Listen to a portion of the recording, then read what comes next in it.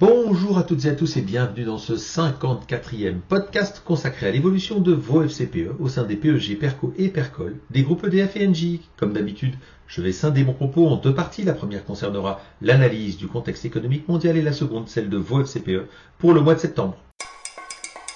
Soit dit en passant, écoutez l'analyse de la CFE Énergie sur l'actualité des industries électriques et gazières, sans bobard ni blabla. Comme souvent, c'est de l'autre côté de l'Atlantique qu'il faut chercher l'orientation de l'économie mondiale. Et là, force est de constater l'exceptionnelle résilience de l'économie américaine. Pourtant, les sources de prudence sont légion.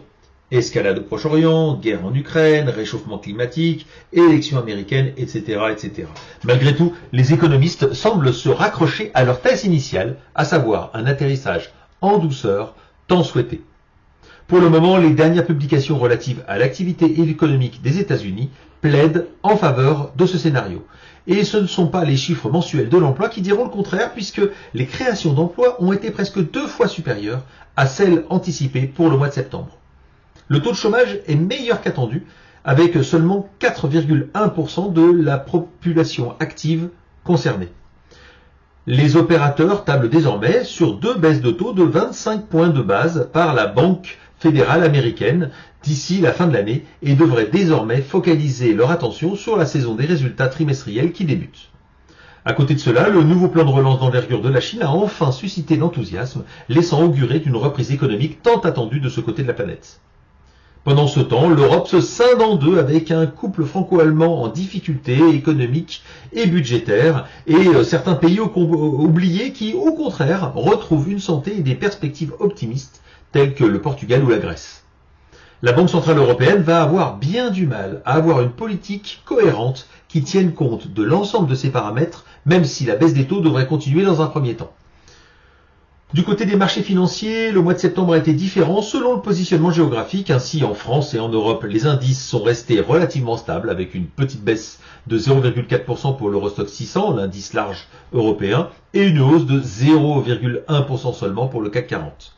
Par contre, aux États-Unis, les indices continuent de battre record sur record puisque le Nasdaq gagne 2,48% pendant que le Dow Jones progresse de 1,9%. Enfin, l'indice mondial, le MSCI World, qui comporte presque 1600 valeurs, dont les plus importantes sont américaines, est en hausse de 1,7% sur le mois.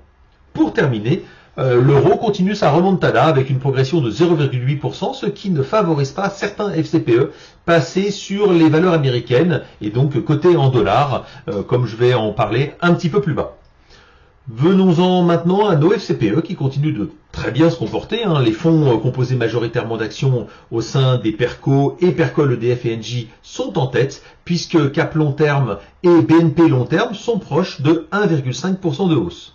Ils sont suivis par Épargne peu diversifiée qui progresse de 1,18%, performance qui est néanmoins amortie bien sûr par les obligations et le monétaire qu'elle comporte.